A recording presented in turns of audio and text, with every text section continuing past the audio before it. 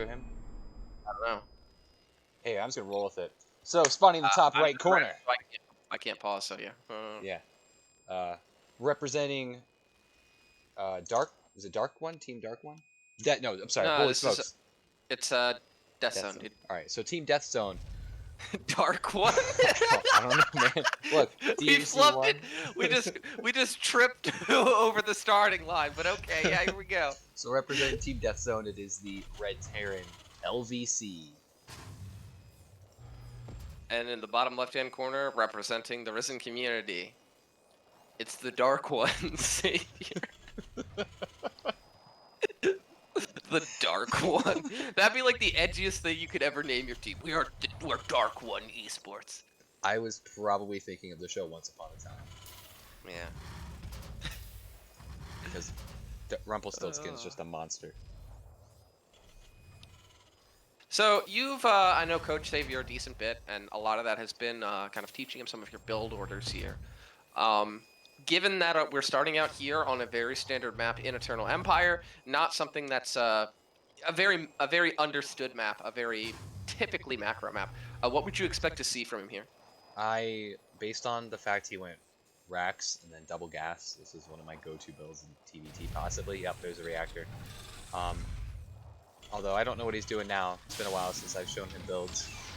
With this build, we don't know what he's doing yet, but I like to open up with like 6 Reapers, 3 Hellions, medevac, and just go drop in the base at like 355 and try to get as much damage done as possible. And I feel like that's also a build we've seen done in GSL a lot too. I remember a game, it was like Innovation and Maru, I think, where they played a game where they did that build to each other. Yes. That and Maru just like dropped it, and Maru just dropped him first, and so he won. It was so weird though. It was like. Now, if you look at LVC's base, it also looks like the exact same thing. It does look quite similar, although the Reapers are significantly faster here for Savior, to be fair. Oh, and it's Marines actually coming out for LVC. Okay. Well, I have no idea what's going on. He might be. I mean, with that quick a gas, it wouldn't shock me if he's going up to quick Banshee, maybe. Yeah, there's the starport. Tank one base push. I could totally see something like that happening on this map too. How do you think that would play with that opener? Because I feel like with that many Reapers, you could grenade the crap out of it as it comes across the map, right? Like. Yeah. So anytime someone tries to one base tank push me, like sure, I can't get damage done. Like, that's it. But I can delay their push, and they just never get to me. Yeah. Yeah, I mean, especially on a map like this where there's a lot of ramps that they have to go up on their way across the map, right? You can like stay ahead of them with your Reapers, drop those grenades, maybe get a pot shot as they get at the bottom of the ramp and run away. There's like a huge potential there for you to get damage done before that's a quick reactor starport. This is about to be, yeah, he's gonna be 2 medevacs. He's gonna do a dupe drop to start the game. Tank? Or not? I don't know. I don't even know. It's a Viking. Huh. Okay. Well, to be fair, this build is going to be very solid defensively. Very solid. He's got tank sieged in the main. He's got 2 Vikings. Any attempt to drop this, it's not going to go well. And I think Savior, he needs to, and it's going to be difficult to do. He needs to be able to recognize this quickly and understand that this is not a build he can get damage done against, and instead has to kind of pull back and go into the mid game. He can still use those units to maybe deny the low ground for a little bit of time, but he needs to see those 2 Vikings, and say, okay, drop us off. He needs to make that decision, I think. So, yeah, he just saw an SCV went in the main and saw the tank and the Vikings in the one base.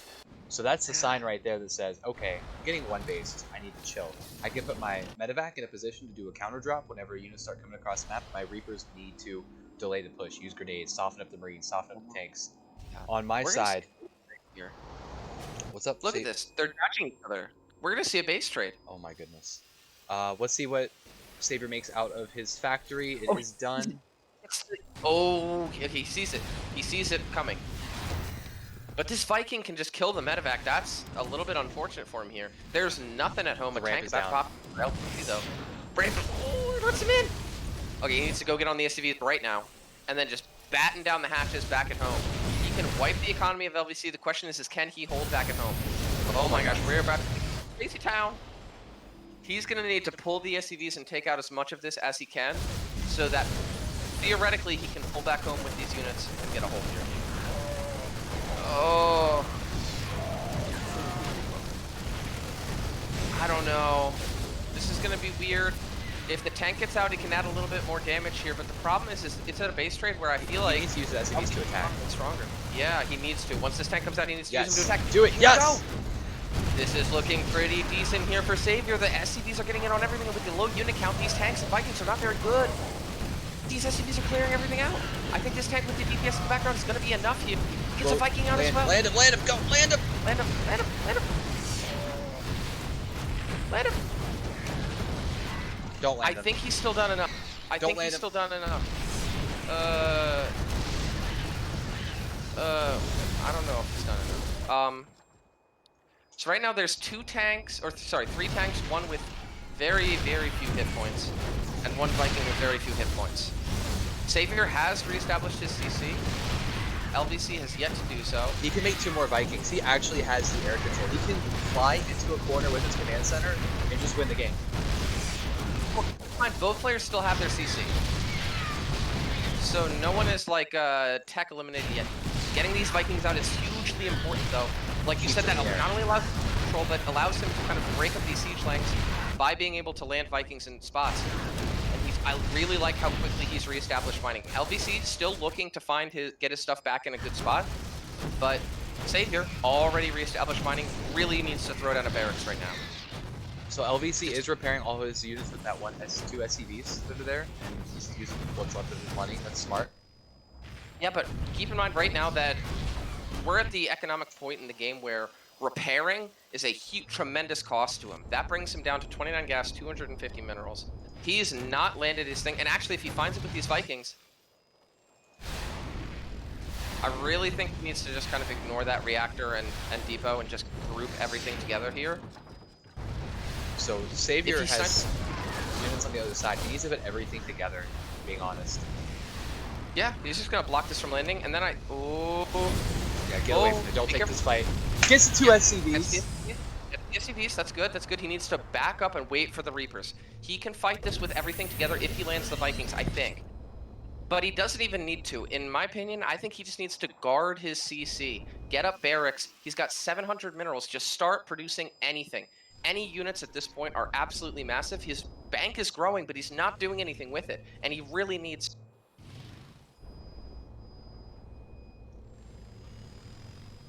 Oh my goodness. Produce unit Savior, come on.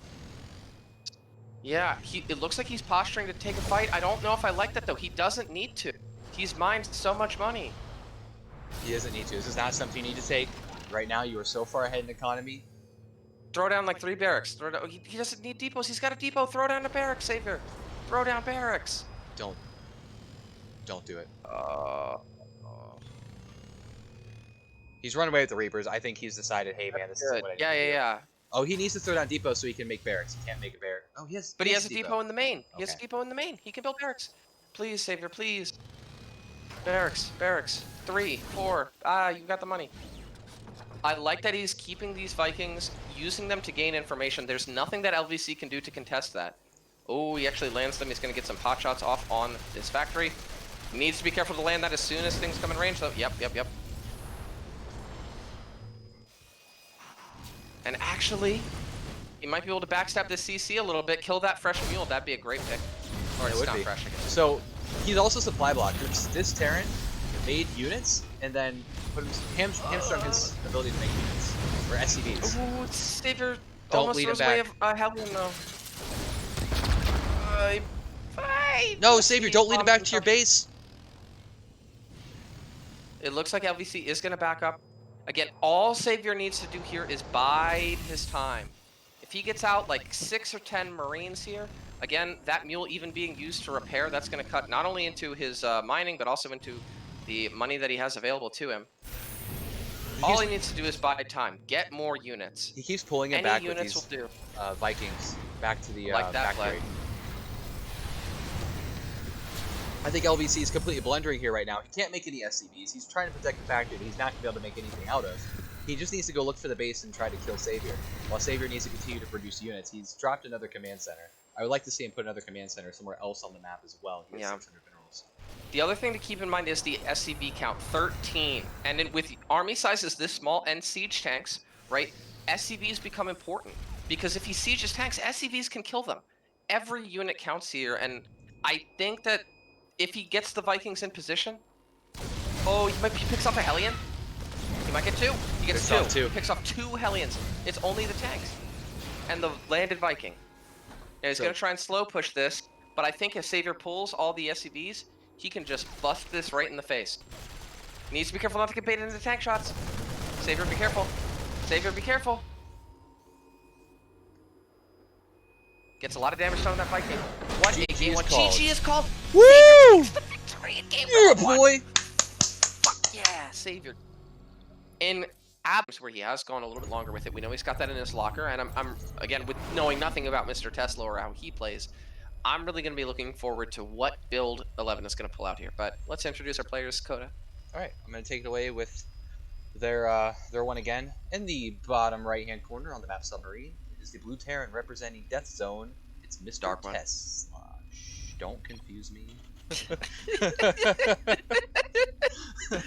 And up in the top left-hand corner, oh captain, my captain, the team captain of Risen's rookie team, it is 11. I just learned how to make the camera turn directions. Oh yeah, Just dude. insert go the oh my goodness. Insert and delete, yeah. And then you can zoom while you do it, dude. Oh yeah, I always love doing that. Makes me feel like a pro caster, even though I'm a scrub. So incredible. Learning new things. So from the Terran, we've got. Did you do the Control Shift 5, by the way? I gotta put the points on the board for our Terran. Control boys. Shift 5 and Shift. Yeah, you do. It's been Yeah, done. you do. Fantastic. So hatch first from 11. Yeah, so everything looking Standardsville so far from both these guys. It's gonna be hatch, gas, into pool. Nothing strange there. By the way, can we just comment on how cool the Brood War hatchery looks? I really like it. Oh, it looks incredible. I like it a lot. I do not like the Terran one. I look at it and I'm like, are you a PF or are you a command center? I don't actually. Yeah, that one does look weird. It's just like a little too extra, right? There's too much going on there. Yeah. Yeah. It's just the defining features aren't really there to say I'm not a command center. Like I walk into something and I'm like, great, and I attack it and realize I'm losing units. I mean, but who even needs that when you can load a bunker up into your PF, right? Yeah, actually, you can load a PF into a CC, or you could. Yeah. You could. It was the greatest day in StarCraft history. Terran Didn't was last finally long, but it balanced. was amazing. We had the tools appropriate to beat Protoss. Not anymore. We just gotta load the PFs. That was the thing that all Terrans were asking for. They're like, now if we could load the PFs into CCs, if we could do that, then it would be fair. Yes. That's what we've been missing this whole time. So Reaper across map, he's gonna now move into the natural. Tickles a Zergling, and Zergling's gonna do the little micro things. Yeah, nothing strange there. The third base has already gone down. He did not. Oh, he didn't even SCV scout, did he? No, he didn't. No, which means he can't do the little SCV and Reaper delay the third trick, which is fine, right? You don't have to do that. It's an optional thing to do. But Yeah. so far, 11 looking like he just wants to explode on drones. He doesn't have any information. While getting. though. He didn't get any kind of info from his opponent. He doesn't know, am I being all in? Is there a third base? Nothing. So information's key, especially this early in the game. I mean, did he see drones to the natural? I didn't see how far the I Reaper don't think went he in. even went in far enough to see drones. Yeah, then that is a risk. Though to be fair, based on the timing of the creep, he could probably infer that was a hatch first. Now that doesn't obviously completely dissuade any shenanigans, but maybe a little bit of a calculated risk here for Mr. Tesla, and it's a risk that's going to pay off because he's in fact not being hit with anything crazy. And this 3cc build, you know, it should work out just fine for him. 11's going to see that, and that's going to allow him to, you know, he's going to see this starport switching over, presumably for Banshees. He's gonna be like, okay, I know I gotta get my spores up, but beyond that, I can really just be Captain Droning, you know?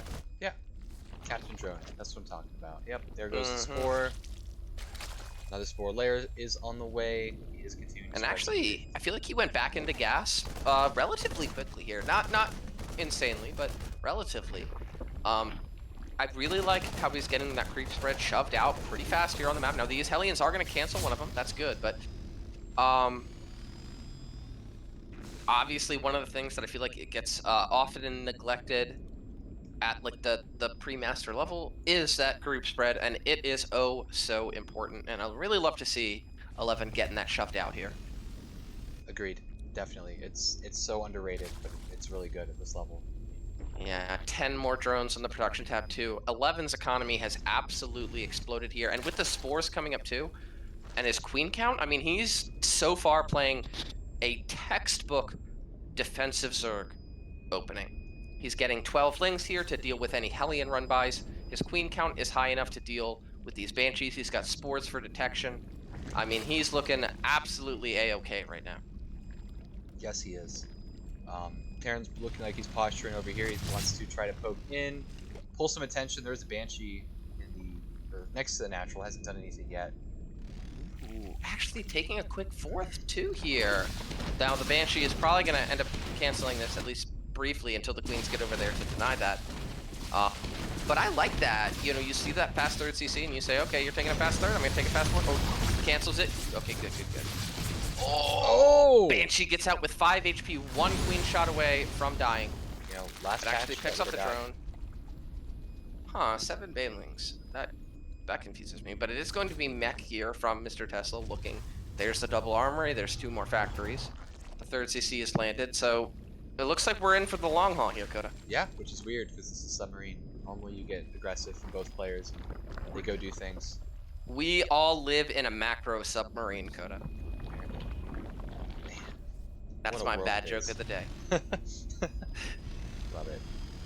I think he might have seen all of those Hellions and now has an idea, at least, that this is mech. 2 armories are on the way, so all these could be turned into Hellbats. I'm not sure, though. I think at this point, seeing this many Hellions, he should be clued in. But if he does know, I would really want to see a Roach Warren here. He's chasing off creep with slow veins. I don't like this. Oh, he backs. Oh, okay. Okay, he dodges most of this. Ooh, Mr. Tesla playing things fast and loose here with his units. Actually, is going to bleed out a few of those Hellions. That's a good trade there for 11, who's building up his Zergling count. He's at 65 drones, which is good. Is like the optimal mining here on his 3 bases, and he's getting more to prepare for his 4th base. Baneling speed 1-1. Now, Ling Bane is a totally viable way to play against this battle mech style. I hope that he's confident that he knows that it is battle mech. I think he is, though. I think he is. But obviously, we've seen the top-level Zergs play this Ling Bane style. Typically, they back it up with some Ravagers as well. They use that to just kind of chase the battle mech away, not let it get lock-ons on priority targets. Again, if a lock-on is going on a Ling, you're pretty happy with that. And in fact, there's the Roach Warren and the Hydra Den for 11, preparing for his mid-game transition. I'm pretty happy with what I see here from him. Yeah, I think this looks pretty good. He's in a good position. It's 740. He's at 121 supply. He's about to be supply blocked. This Overlord snipe is gonna. You know, Actually, right as 3 Overlords pop though, so it works out. We're good. Good job, 11. Perfect time. He planned for it. He's like, right as it kills it, I got 3 more spawning. Yeah, he's like a 750. That Overlord's gonna go down. It's okay though. He had foreseen, dude. The Oracle that is 11 had foreseen. Yes. There's actually Revelation all over his opponent's base. It's not hacked, it's just Revelation 3rd vision. Actually, there are 3 Banshees now. They're going to jump onto these Queens. No Transfuses going down, meaning this Queen count is going to absolutely get checked. He's wandering onto creep here. Needs to be very careful. This Ling Bane, if it can connect, will deal a lot of damage. And actually, I think Mr. Tesla here has an opportunity to get himself some damage. So one of those Cyclones does go down, and as he wanders onto creep, he's going to get shoved back. But this has been a good trade for him so far. 11 needs more units if he wants to hold on to this base. Oh, but here come the Hydras. Yeah. And they are the sustained and consistent damage that he needs to hold on to this. Mr. Tesla, I think, reads the writing on the wall. He's going to stick around, actually, I think a little bit too long. He might bleed out these 2 Cyclones as well. That's really unfortunate. Oh, yeah, that'd be a big deal. I mean, I've seen you play Battle Mech a fair few times, Goda, and my... Oh, he's getting into the 3rd base at the same time. Oh my gosh, SCV's falling by the droves here, and now these Lings are going to get in onto this primarily Cyclone army, and they're going to trade so efficiently here. Yeah, they go down, but they trade themselves out for a good number of the Cyclones. He's distracted. Kill the 3rd. He's going to kill the 3rd. Oh, he's targeting it. There's nothing there to repair. Nope, it's not. It's 40. gonna go down. Oh, He's the dropping mules mules. dropped. Oh, no. He's got it. He's got it with the mules. Okay. Ooh. He's not repairing it. Okay. Oh, there he goes. There he goes. Cool. There he goes. He's got it. A very close call. If that third goes down, I think that's almost kind of curtains for our Terran player. But Yeah. he holds. He plays that very well. Again, in those scenarios when the Zerg gets all up in your face and you've got a low unit count, it's tough to keep your composure. But well done there by Mr. Tesla. He keeps himself in this game, and he's establishing a fourth behind this. But So, he's still not mining. He's got like all these idle SCVs. yeah, he's down, but he's not out. He's down, but he's not out. No, but it definitely doesn't look good. And your supply Yeah. when you play Battle Mech is a little bit inflated because your units cost more supply, and he's down a lot of supply. So, you know, it's kind of like the Roach army of Terran. You know, you have a lot of supply, but you really don't. Wow, Yeah. these SCVs still are not mining. This is like a minute and a half now. I think there we go. Now they're gonna go do stuff. And Get back I'll to work. tell you what, the Hive halfway done for 11, well, we see Mr. Tesla's aggression after getting shoved back has been largely shunted. I really like, because once Vipers come out, those Cyclones and low numbers of tanks become largely irrelevant to a Roach Hydra Ball. Everything will just get pulled or blinding clouded. Here we go. Mr. Tesla, I feel like, needs to find a window of opportunity to get some damage done, but here we go. We got Lurkers on the field as well. That tank's going to get shot down. That Banshee as well. And I mean, the zoning power of those Lurkers is immense. 11 is now maxed, which means his bank is going to start growing, and he can just get in on the Terran players at 130 supply and start trading. Yes, he can. Mr. Tesla really can't do anything except bide his time and try to pick off as many units before he gets to his base. But he's moved his cycles out of position. He's not doing what he should be doing right now against this. He's going to come out here behind these Lurkers, maybe get some good lock-ons. But Yeah, and this time the third base, I think, is doomed. There's too many Hydras. He's not going to be able to get over here with the Lurkers in position. Actually, he's just going to ignore it. He's going to go for the throat, and I think that's the right call. Going to just run on up, say, my Lurkers are burrowed. Come at me, bro. And I'll tell you what, he does not want to come at him, bro. he zoned him out of his base. This should be it. Yeah. Oh, there are 3 tanks on the high ground, though, that could siege 4 tanks. That could be... Ooh, but they siege a little bit late. They're going to get largely shot down before they really get many shots. It looks like 1 or 2 shots off from all these 4 tanks to go down. These Lurkers, great splits there from Mr. Tesla, but it's just not enough here. His supply shattered, his army gone, still units in his base. His natural's getting ransacked, and I think 11, the team captain, is taking his team to a 2-0 lead here, Coda. Get it, boy. Let's go. GG should be called here momentarily. GG. There we go. There it is. Protoss. There was one Protoss. It's Alrighty, guys. Here we are. Let's do the button things. Let me put a 0 for Deathzone. That's a 0. You don't even have to. It starts at 0. Actually, it eliminates it if I put it in there. They don't even have a score. It's gone. All right. Well, so spawning in the bottom right corner, representing Risen Community, we are up 2-0. It is Mumbles Blue Zerg. And up in the top left-hand corner, the player whose name we can't pronounce, so we'll be calling him Toza. It is Toza. I hope he's okay with that, because I mean, either you got a few options, right? Either we lags. Either we butcher it all game, or we call him Toza, right? Like, yes. I just love your introduction. I think, and yeah, the players who we don't know, so we're gonna call him Toza. It's Toza. It's Toza. We have pool first and gas. So gas pool from Pool gas. Toza. Yeah, this looks like a very aggressive build here from Toza. It looks like a hatch first here from Mumbles with the delayed gas.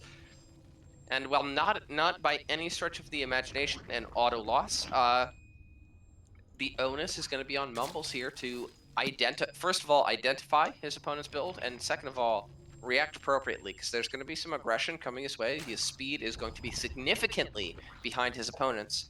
Now, there are ways to mitigate that via good queen positioning, building walls, and getting a spine crawler. But it's going to be on him to react correctly, and if he doesn't do that, he will kind of pay the price. Now, the converse is also true. If Mumbles does do that and he holds well, his opening is far more economical. So True. that's one thing you got to like about early game ZVZs, is there's a lot of early interesting dynamics between the openings. I know that they can be quite punishing, but, you know, it's the way she goes.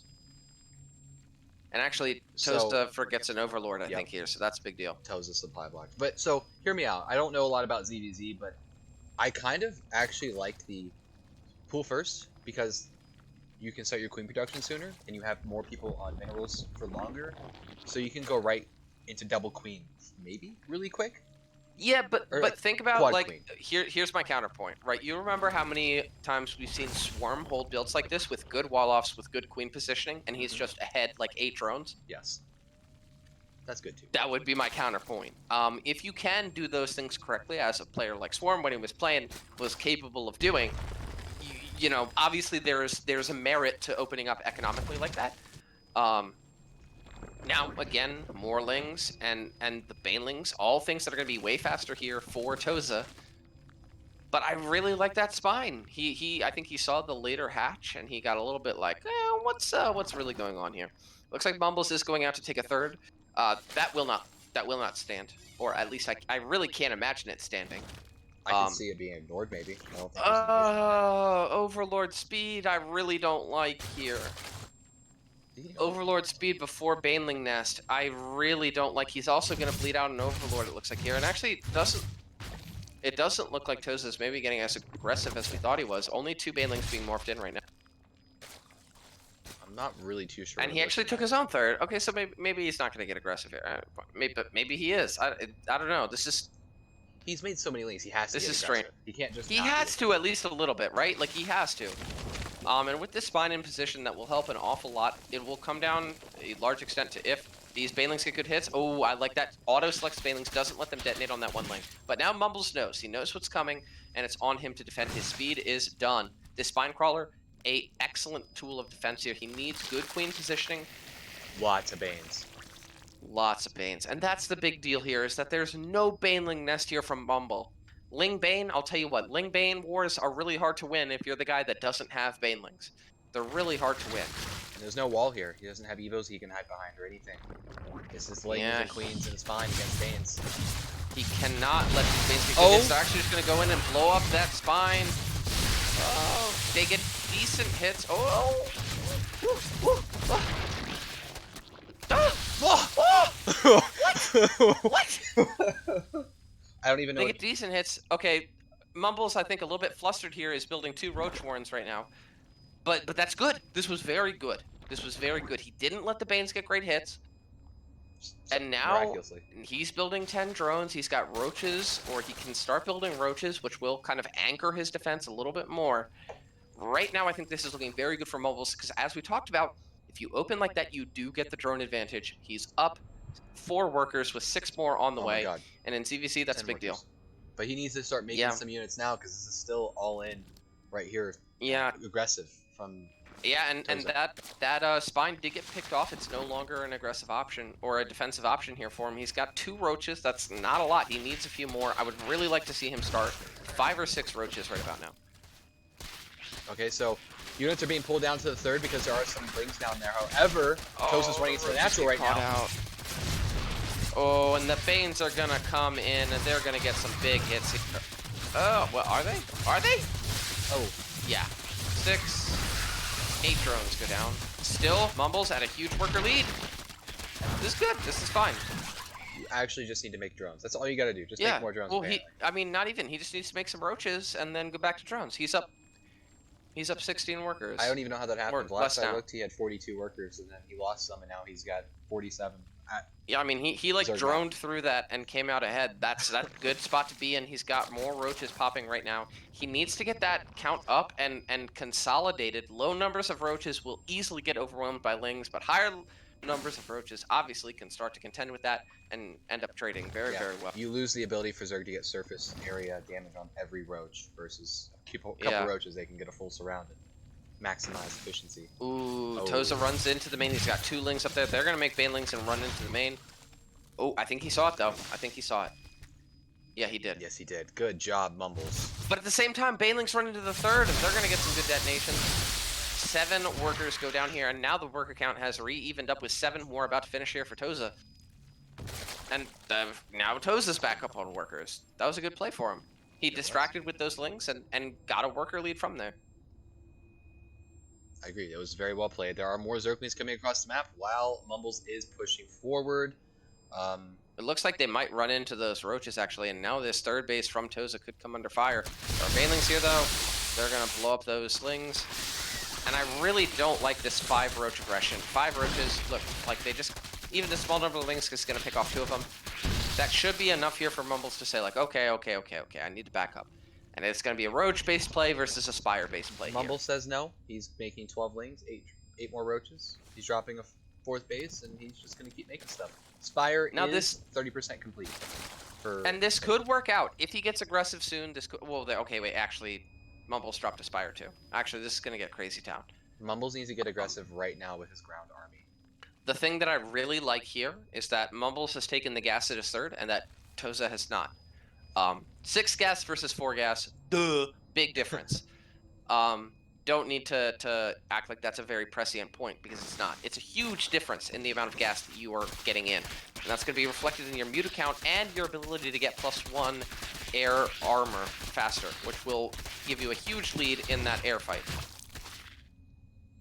Right now, it's on who, if they can figure out what each other are doing quickly. And actually, he's getting the Spire, he's still getting roach speed, and he's still getting units. Toza's going to be able to make 9 mutas straight off the bat. Mumble's Spire is still a little bit away from being finished, but again, since he will probably be defensive, can kind of bank on the fact that he will be defensive with his mutas, but once he finishes, he should be able to make like about 11 mutas, so that's a big deal. Yes, so their gas count was at the exact same whenever Toza's Spire finished, and he has 2 more gases, or had at least at that point.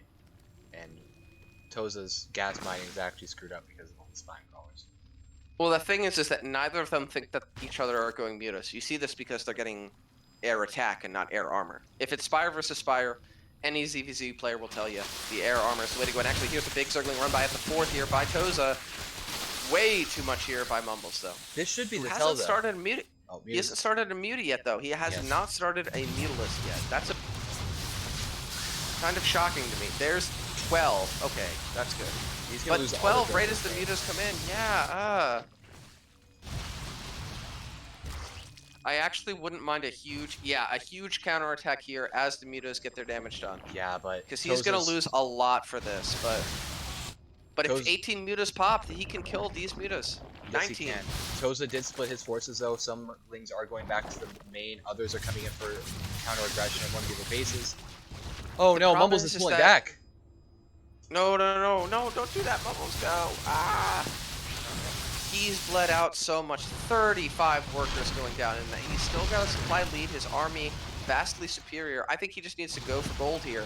He's got the muta count to beat his opponent's mutas. He's got the roach count to shred his opponent. He needs to go get damage done, and he needs to do it now. Yes, he does. This is not the time to, to dilly-dally. Just go.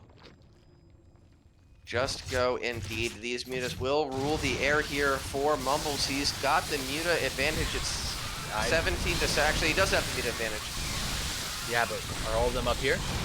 I don't think they are. He's taking a negative fight with the mutas. Yeah. Maybe gonna be a... Oh, no. And all these spines provide a huge advantage for Toza. They're going to buy time. They're going to eat a lot of damage. They're going to deal a lot of damage. And now we see the supply switching in Toza's favor. He was way behind there for a while, but that play there where he killed 35 drones was so important. Now he's 17 mutas to 4, and I think the game, you gotta say, is squarely in his control.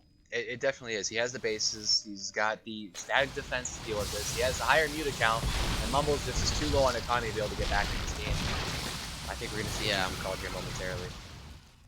Would not shock me here. Toza's now going to completely control the map. You can't push out with this muta count. He's got +1 attack. I mean, he's going to choose to counterattack because he has the mutas, which can retreat very quickly. He's just going to backstab this third, dagger it to the heart, and then just say, all right, I'm going to fly my mutas back. I'm going to defend my 4th, maybe lose my 4th and defend my 5th, but Mumbles' economy is absolutely gutted. He's got half the workers, and he's got mutas at home and +1 lings. Yeah, more than enough. It looked dicey for a second, but Toza holds strong, and you got to say, well played to the guy. Yeah, the lad keeps his team alive here. He was definitely behind for a while, and just some decisions on Mumbles' end didn't pan out as nice as he might have liked. A little bit of indecision in the middle of the map, delay on the muta production. And credit where credit is due. When your team is down 0-2 and you have to go in, any player that's played in Clan Wars can tell you that that's a high pressure situation. Yeah, You're playing for your team's survival. Toza from a behind position, another thing that increases the pressure, showed a lot of composure here in this match, and good on the lad. Good on the lad. agreed. Well done.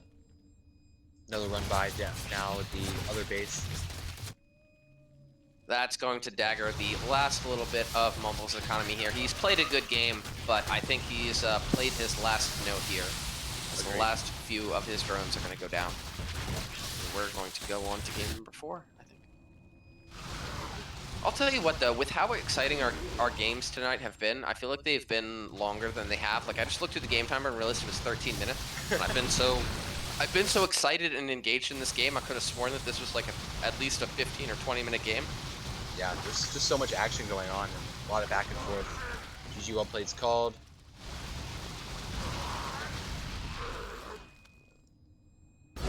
And there we go.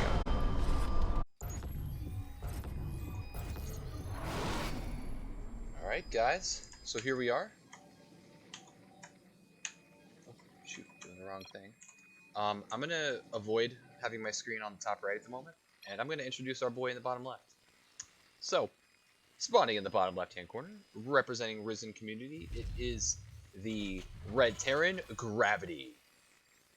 And I'll let you talk about the Proton. And up in the top right-hand corner, Blue Protoss player representing Deathzone. It is Sturbs.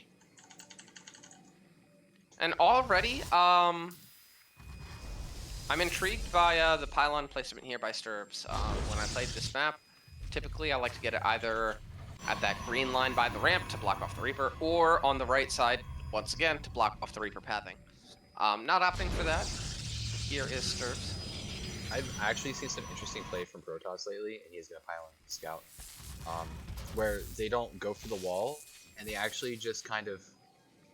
Was that probe? Pylon? No, pylon or probe doesn't go down, but they will like wall in their base, and that's just for the sole purpose of Hellion drops. Well, yeah, but then the gateway would be by the assimilator blocking that off. You would think. Well, what is this walling off? Um, With his gateway positioning, it's walling off nothing. No, actually, if Terran were to load bunkers into command center, they can't drop right there. Okay. So that's what we're doing. This is new meta, guys. Okay. So gateway Nexus Cyber, about as standard as you can get here from our Protoss player, and looking like a Reaper expand here from our Terran, about as standard as you can get. So nothing crazy, no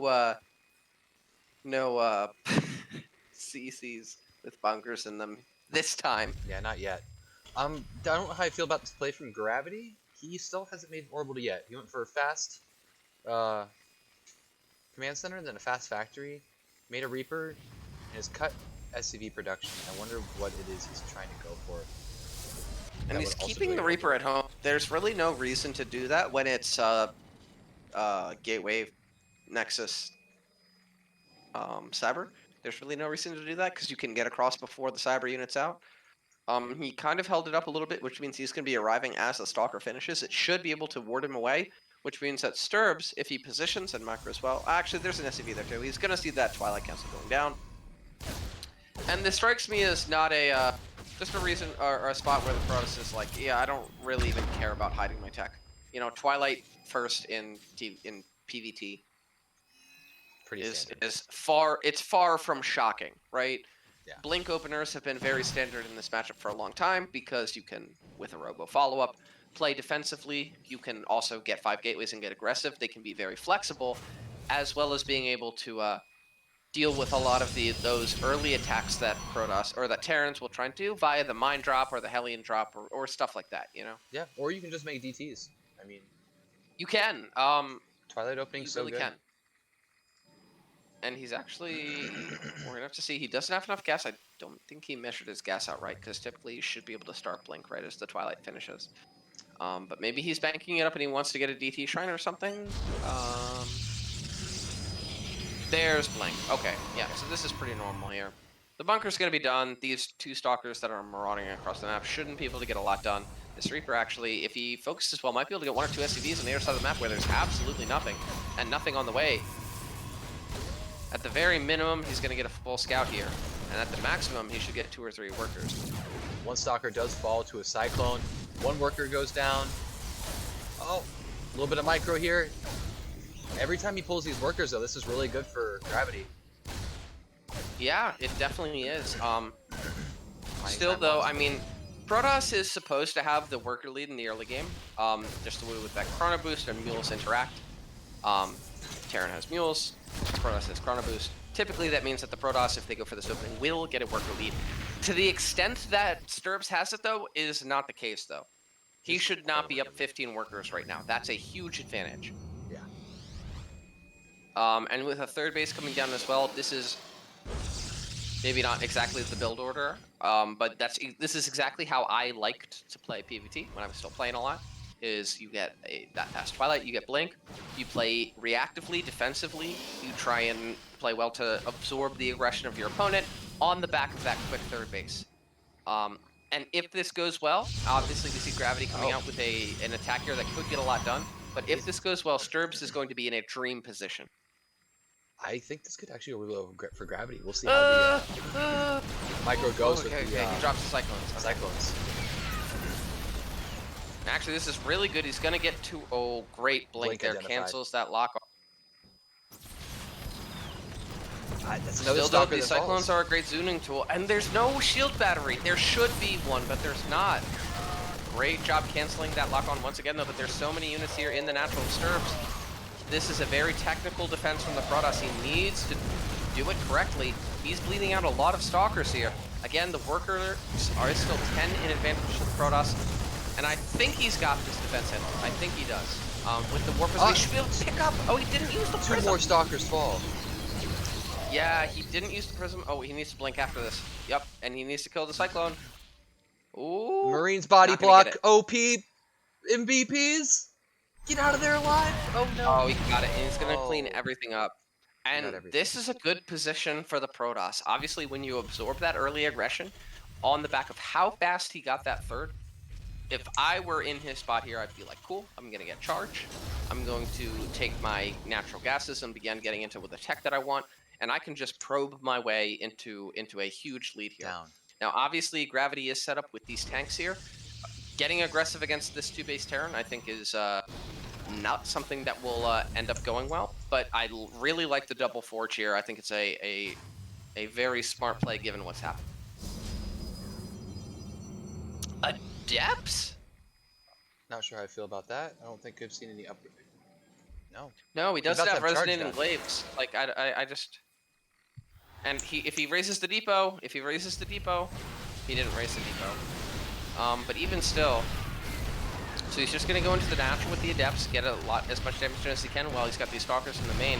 This could still work out, though it is, I think, a more risky play here for the Protoss.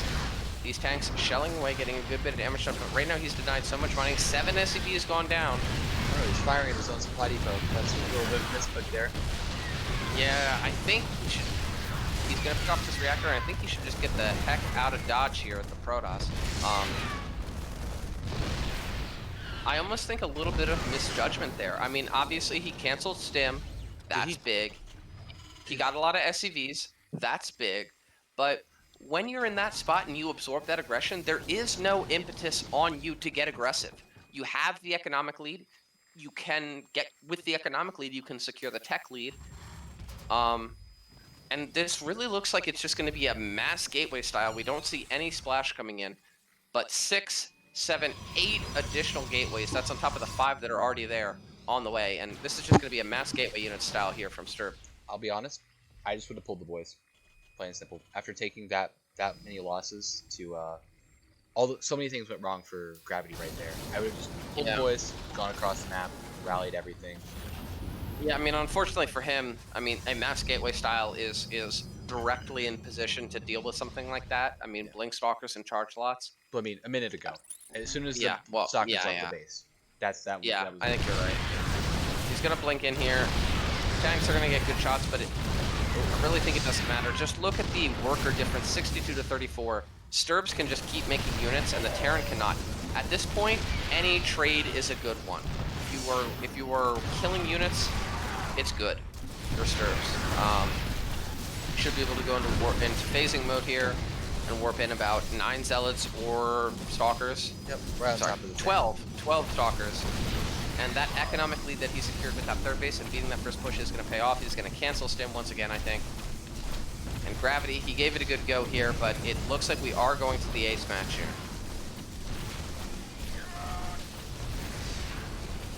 Yeah, we are.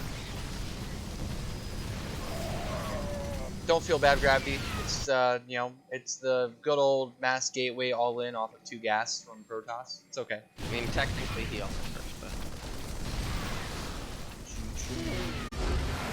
GG, sleep tonight because I betrayed my race. But yeah, no problem.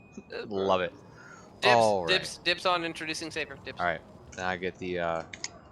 Who's going first? I got it. So Okay. spawning in the bottom left corner, ace player for team Deathzone. It is the purple Zerg, Toza. And up in the top right-hand corner on Ice and Chrome, call this homie Jesus, because he's your Lord and Savior. It is Savior. Called it, dude. Love the introduction. That was great. Yeah, you gotta love it. You gotta love it. TVZ, in my opinion, the most fun matchup. You know, I was talking the other day. Obviously, I haven't had a ton of motivation to play of late, but when I do, I really only want to play ZVT or TVZ, which Yeah. makes actually playing hard. But like, I've been kind of laddering as Zerg and Terran, kind of fishing a little bit for that matchup because I'll tell you what, I've played StarCraft for 10 years. I've played every race. I've been masters with every race at different points in time, and TVZ and /ZVT has always just been, it's been tops, and Always. it's produced some of the best matches of this game that we've ever seen. And I'm really hyped that we get that as our ace. 100%. This is easily the best matchup of the game. It's a lot of fun. If I'm being completely honest, any match that involves Protoss I don't like. I don't like playing Protoss. I don't like fighting them as any race. Let's not turn this into that. Come on, Coda. All right, that's fine. That's fine. But no, seriously, TVZ is like literally just. I don't know. Yeah, There's so many different ways to go about it. Well, it's iconic, right? It's iconic, is what it is. It's the way to put it. It's an iconically great matchup that's produced great games in the past, produced great games in the present. I don't know if anybody caught Clem Serral at the most recent DreamHack. I think it was DreamHack at least, but some of the best games of StarCraft I've ever seen. Going back to 2013, watching Innovation play. Going back to 2011, watching MVP play and DRG play. All these guys. It's a matchup that's. Are you going to the reflections that they posted? I actually have not yet. I saw that they posted that, but actually, like a week or two ago, I went back and I watched a bunch of like 2013 Innovation games, and I was just like, oh fuck, that guy was fun to watch. He should ask for a pause. He's lagging. He should, but that is his prerogative to do. Yeah. One of the 2011 game they posted for Wings of Liberty, the first post, part 1. Was MVP versus DRG, I think. Wait. Oh shit! I was gonna say either MVP DRG or MVP Squirtle. MVP DRG on Shakira's Plateau. Yeah, I think I know exactly the game you're talking about. That was my first time seeing it. It was so sick. Yeah, I mean, it's so cool to be part of a game that has so much history behind it. I'm definitely gonna check that out because I mean, I got StarCraft I think when I was like 14 or 15 years old, a freshman in high school, and here I am a few years out of college, and I'm casting it, still involved in it, and that goes to show how amazing it is. 100%. Gotta love it. And so you keep saying, we've had some great games in the past. You know what I think? What? We're gonna have a great game right now. I think we are. I think we're gonna also see 2 base meta, 4 gases here. Quick lair. Savior scouts it. If this isn't quick muta, I'd be absolutely shocked. This reads 1000% like 2 base muta. So what I tell anyone when I coach them, if you scout Zerg and they don't have a third base by 330, then identify, is it Nidus or is it it's Nidus or Muta? It's Nidus or Muta, yeah, right? Exactly. Yeah, there's no other option. One of the two, 1000, or they're bad, in which case it doesn't matter, right? Yes. Well, it's true, right? Like it's Nidus, it's Muta, or they suck, and you win anyway. Yeah. I don't know how I feel about his response. A third CC, I don't mind it. We don't see any engineering base yet. There's the Spire. It is going to be Muta. Yep. Baneling Nest on the way as well. He's throwing down Spores, which, typically Spores would, be like, oh, well, he gets Spores. But when you're on 2 base, Spores become, more of an investment than they were. I really want to see an engineering bay. I mean, he knows he's on 2 base. There's only so many things it can be. And the strength of this build is being able to kind of get in and dagger your opponent here. He's going to get in, he's going to see, yeah, there is no third. And I really only see queens and lings. I don't see any roaches. Like, mate, throw down the engineering bay. There we go. There it is. There's the double NG bay. And I really want to see turrets thrown up as soon as these engineering bays finish, because if you get them up, and you play defensively and you position yourself well, you will be in a good spot. You just will. Because this is not a Zerg that's been focusing on their economy and getting a lot up. This is a Zerg that's focused on tech, and if you mitigate that tech, you are irrevocably in a good position. And this is kind of a concept that plays through in almost any matchup. If your opponent sacrifices economy for tech, you should be aiming to mitigate that tech, because that will put you in a good spot.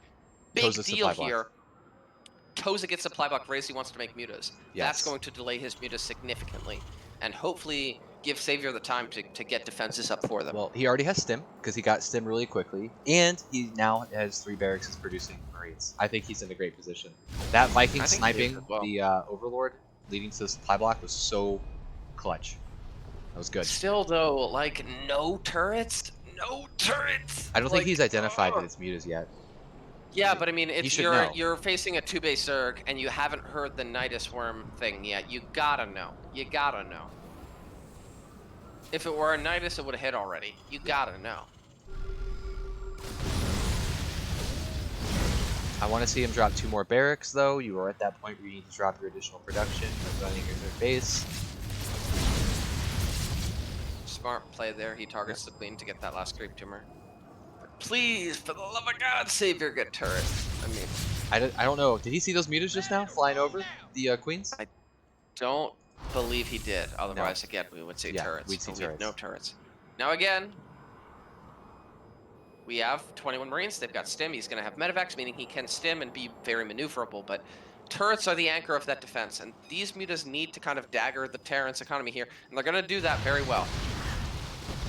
The question is how well. So far, very well. Yes. Gonna pull back. Turrets, turrets, turrets, Savior. It's really caught Savior off guard. He wasn't ready for this. He still needs to start producing his turrets. I do like he split his Marines. That is good. He's got some Marines in his third. Turrets! Make turrets. Because right now, if there's no turrets, there's no anchorage to the defense. Meaning, mutas can just run wherever they want and get damage done. He needs to get turrets. He's seen the mutas for like 40 seconds now. There we go. Turrets are beginning to go down. Yes. He needs, at the bare minimum, 1 in every mineral line. He also needs to start his 2-2 and if he gets that, now. Yeah. Keep in mind, if he gets that, he's in a great spot. There are no evos for the Zerg. 1-1 is finished. There are? No. There's not. That's what I mean. So for oh yeah, sorry. There's no evos, and 1-1 is done. Yeah. That represents a huge advantage for the Terrans. So many TVZs rely on the crux of how big is the upgrade window and where does it lead. Obviously, Marines and Zerglings are, in most TVZs, the primary units. They're both units that attack very quickly, and the faster you attack, the more that upgrades are important. 2-2 on the way here for Savior. Thank you. If That's he can good. hold the line here and keep everything together until 2-2 finishes, and he's 2-2 to nothing, he's going to be really good position. But here comes a big attack here from Toes. He does see it. He pull pulls the away. SCVs, starts splitting. He's going to split, yep. So he loses those turrets, but good raise on the depots. He's going to let the Marines pick him off. That's good. He's going to go ahead and continue to push, which, again, I think this is, considering the position he's now in, that's the right play. Push right now, that's fine. kill bases. Yeah, I mean, the Zerg sacrificed all of his Banelings to do that. He's building 21 more now, but they're not there yet. That 4th is going to get shut down, and he still has time to get some damage done. He needs to be very careful wandering this far onto creep, though. He could get his entire army enveloped, and keep in mind, his worker count is dangerously low, 29 to the 61 of his opponent. He needs to control this very, very, very well. One tank does get sniped by the mutas. He did split his bio to deal with it. He needs to continue producing units. He's floating 2k minerals. Here we go. Bailing's rolling in. But the overload on tanks. There's still enough brains here. Couple good hits. He can stim into this. He can stim into this, I think. And at least snipe out a decent amount of mutas. There's too much. There's too much. He needs to get out of dodge. And again, the lack of worker production really hurting Savior here. He was in such a good spot, and I think he still is, if he can hold on. He needs Just to on the back of the upgrade. continue producing units. Yeah, he needs to get out a lot of SCVs here. He needs to lock down his 3 bases, and then he'll be in a good spot, because once 2-2 finishes, he'll trade super well against anything on the ground. Can't lose this 3rd CC, though. He just can't. It does look like it is going to go down, though. Yeah, it's a dead 3rd CC. Yeah, and that's a big deal here. And in fact, cancels that turret, gets in on everything here. And, Savior, he does have things going for him here, but right now, it looks like everything is coming up Toza here. Right now, his main advantage is the fact that he does have the upgrade lead. I mean, the big thing here for Savior is he just stopped building workers for so long. Honestly, he like, if he maintained worker production during all of that, he would be in a great spot. If I'm being honest, start 3-3. Don't even rebuild your next base. Resume production on your SCVs. Rally them to your main. Drop your mules. And start getting ready to rally across the map with the rest of your production coming from these naked barracks that you could finish the production on, which 2 of them are not doing anything right now. Not being built. Yeah, but now it's 23 mutas in the sky. That means that turrets, not really a concern here. He can just get up and kill turrets with 23 mutalisks. And I think that Toza has the map control that he needs to close out this game. He just needs to keep Savior occupied while he gets 4 bases, a ton of units. And Savior, he did so much right this game, but a few critical mistakes here are what's going to cost him, it looks like. Savior, keep producing units. Rally across the map and go. That's your call right now. Drop your mules. Still, no SCVs in production. Command center delayed production as well. He needs to just go across the map. That's the play. He has the upgrade advantage. Not for long, but he does.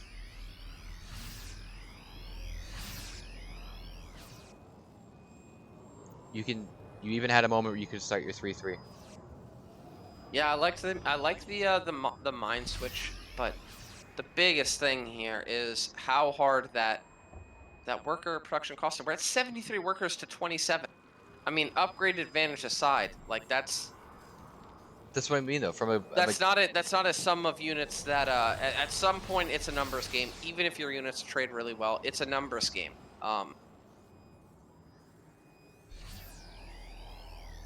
Mechanically, he's in a position where he needs to move across the map. You can't just macro back into this. Yeah. Oh! Good hit on the mines, but only 1 mine, so he's just going to clear it up. He's going to clear out a lot of the remaining workers, and that's going to put him down to 13. You can't do much on 13 workers. No. Like I've been saying, go across the map. These mules are just going to fly around. Yeah. You're barely going to get value. Trying to take them out and stim unnecessarily against them consistently. And he does force the mutas into a tight spot. They're going to force a few casualties on their way out, and that's ooh. Oh, I wish that his Marines weren't there. I wish it was just some SCVs that... And he just flew directly over those, like, 8 mines, yeah. That would have been so clutch. Yeah. Still, though, Hive about to finish, and once Ultras hit the field, considering that Toza, all he needs to do is play defensively from here on out. Yeah. He's going to get aggressive. He doesn't need to, but he's going to.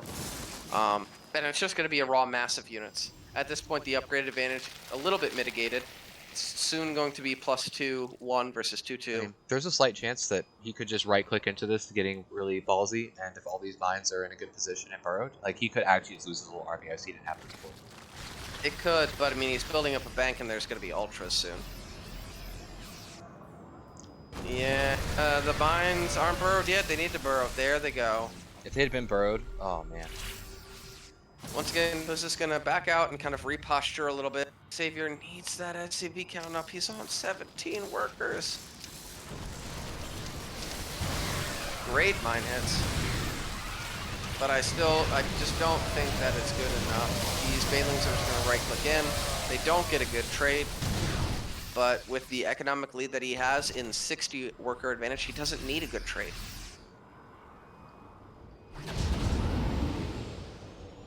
Now he's going to get aggressive and try and do drops. Yeah, but drops into Mutaplay?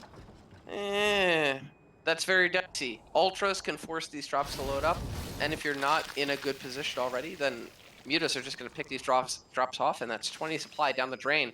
Yep. I really feel like the drop heavy style when they already have Mutas out is risky at best.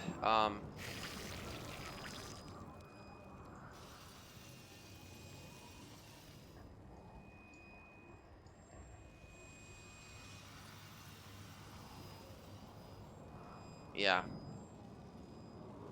Forced to lift up.